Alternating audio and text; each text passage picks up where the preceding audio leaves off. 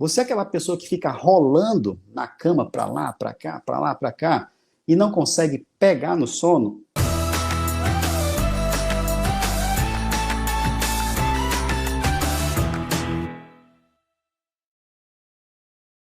Então, bora lá, insônia, tá? Você tem insônia?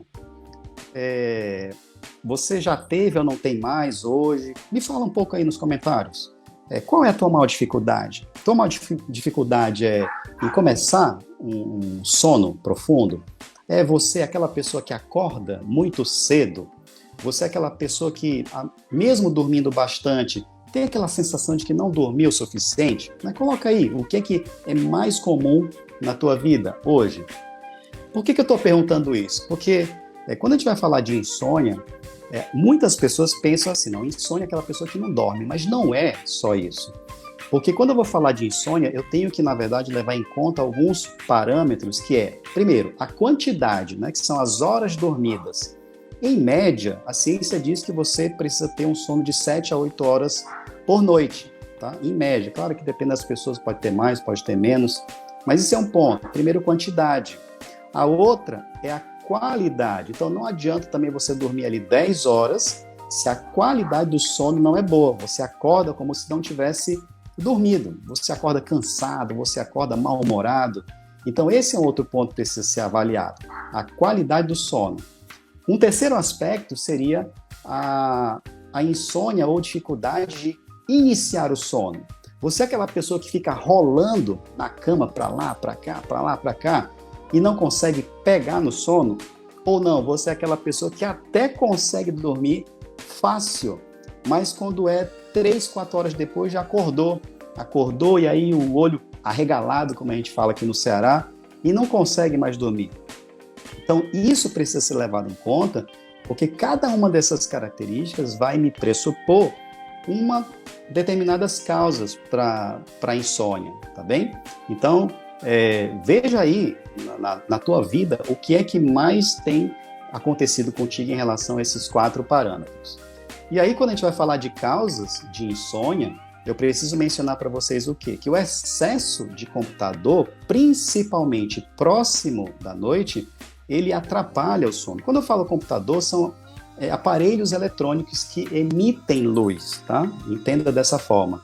Agora, por que isso? Porque, na verdade, quando a luz natural, que é o nosso sol, começa a baixar, teoricamente, a gente começa a produzir mais melatonina, que é como se fosse um neurotransmissor, um hormônio do sono. Então, se você fica jogando muita luz no teu olho, é capaz que isso afete a qualidade da tua dormida. Então, é importante que evite esse excesso de luz, principalmente próximo do sono. A atividade física, quando a gente fala aqui, na verdade, é próximo também do sono. O ideal é que você não pratique atividade física em torno de 6 horas antes de dormir, porque isso deixa o teu corpo acelerado e pode atrapalhar um bom sono. Excesso de cafeína também, principalmente depois das 17 horas. Então, eu sei que tem muita gente que gosta de café. Eu adoro café, mas eu tomo café até no máximo 4 horas da tarde, que é o cafezinho da tarde, né? Então, depois das 17, 18 horas, você tem que evitar para não afetar a qualidade do sono. E, finalmente, remédios, né? Que não é o nosso intuito aqui, mas só deixar claro que muitas medicações acabam atrapalhando a dormida da pessoa, né? E aí afeta o dia a dia. E aí, claro, dentre todas essas causas, qual é o grande problema? É que tanto o estresse ele pode levar à insônia, quanto a insônia pode levar ao estresse. Então é por isso que eu resolvi fazer esse treinamento, falando de estresse e insônia, porque as coisas estão extremamente relacionadas. Se você está muito preocupado com as incertezas de hoje, certamente isso vai afetar no teu sono à noite, e vice-versa.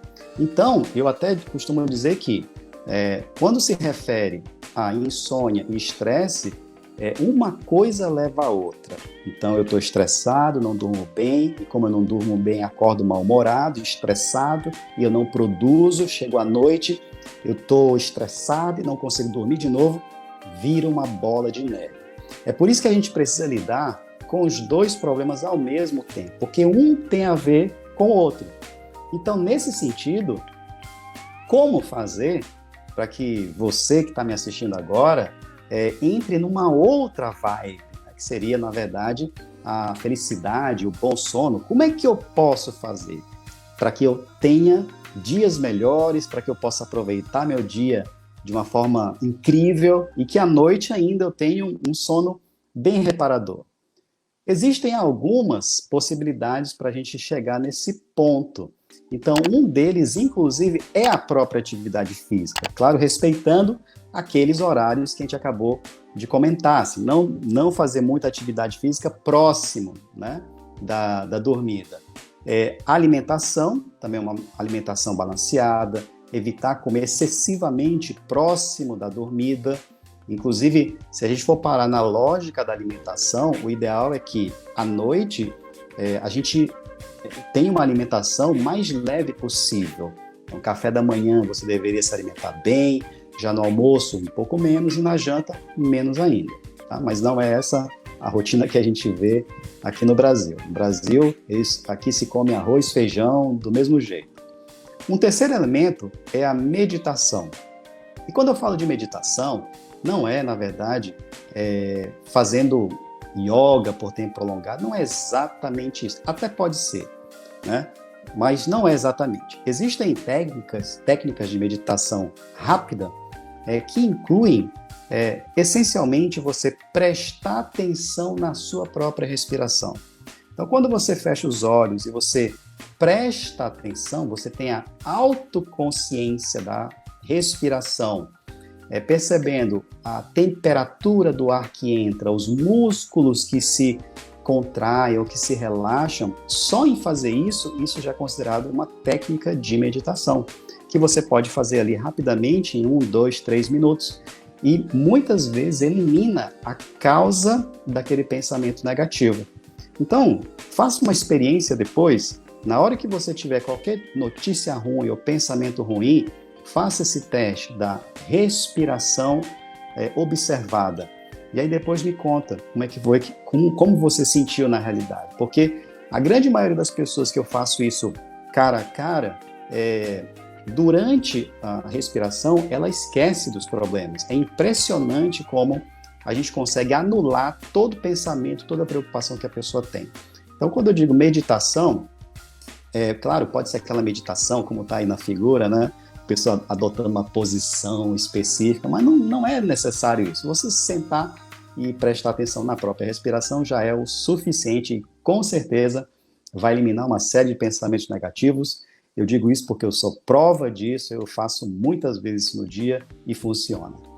E, por último, dentro dessas orientações gerais, né, claro que eu limitei bem essa parte mais técnica da medicina para não confundir a cabeça de vocês, mas o que acontece? A fitoterapia é um grande recurso para que você resolva ou ajude a controlar o estresse e a insônia. Isso não sou eu que estou dizendo. Vários estudos têm mostrado que a abordagem fitoterápica, ou seja, através das plantas, ela tem sido um grande aliado no cuidado a esse tipo de problema.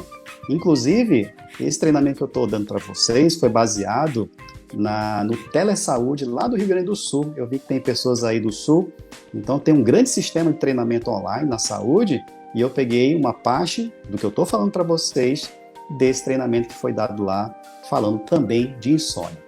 E nesse sentido, eu trouxe para vocês aqui 3 fitoterápicos que têm comprovação no auxílio, na ajuda do controle, né, desses sintomas de estresse. Dentre eles estão a camomila, a Melissa officinalis, que na realidade é a mesma erva cidreira, e a passiflora, que vem da flor do maracujá. Então, todos os 3, eles têm um potencial efeito que nós chamamos de ansiolítico, ou seja, talvez vocês não saibam o que é o ansiolítico, mas se eu falar diazepam, alprazolam, frontal, tenho certeza que ou alguém da tua família já tomou ou alguém que você conhece já usou na vida. Então, essas medicações, que são de tarja preta, são os chamados ansiolíticos. Então, essas 3 plantas e também flores, né, que no caso da passiflora, eles têm sim um efeito ansiolítico e sedativo leve. Então é por isso que eles têm sim uma eficácia nessas condições onde a pessoa está muito agitada, onde a pessoa muitas vezes tem dificuldade para dormir. E por que eu estou falando justamente desses três? Porque quando eu vou falar sobre HND, chá de maracujá, tem muito consultor que pensa que o chá de maracujá é só maracujá. E não é. Na verdade, esse foi o nome que o Grupo Rinodê colocou no produto, porque de fato o maracujá talvez seja uma das frutas mais conhecidas como calmantes. Então ele botou o nome chá de maracujá, mas na realidade o que vem no nosso HND chá de maracujá é justamente a camomila, a erva cidreira e a passiflora. Então, três plantas que isoladamente já têm um efeito sedativo, imagine você usando eles em conjunto. Então, com certeza, ele vai trazer benefícios para esses dois públicos, pessoas muito estressadas e pessoas com dificuldade para dormir. Lembrando que você pode estar usando lá, diluindo uma colher, daquelas de chá, em 250 ml de água, que tanto pode ser fria quanto morna ou quente. Na verdade, eu prefiro tomar ele gelado, até porque eu tomo como se fosse um suco. Mas tem gente que gosta de tomar o chá morno ou chá mais aquecido. E aí você pode estar usando 2 vezes ao dia, essa recomendação de uma forma geral. Eu posso tomar mais? Até pode, mas a recomendação geral é de 2 vezes por dia. Como ele lida muito com essa questão da preocupação excessiva, do nervosismo, então a orientação geral é que você faça uso de manhã, à tarde. Agora é óbvio, está com dificuldade para dormir? À noite pode ser uma boa estratégia para usar o HND chá de maracujá. E aí uma recomendação importante, principalmente para este chá. Gestantes precisam evitar o máximo possível esse tipo de planta, porque algumas delas podem ter efeito que nós chamamos de aumento do sangramento. Então, não é isso que eu quero na gestação, que tenha possibilidade de sangramento.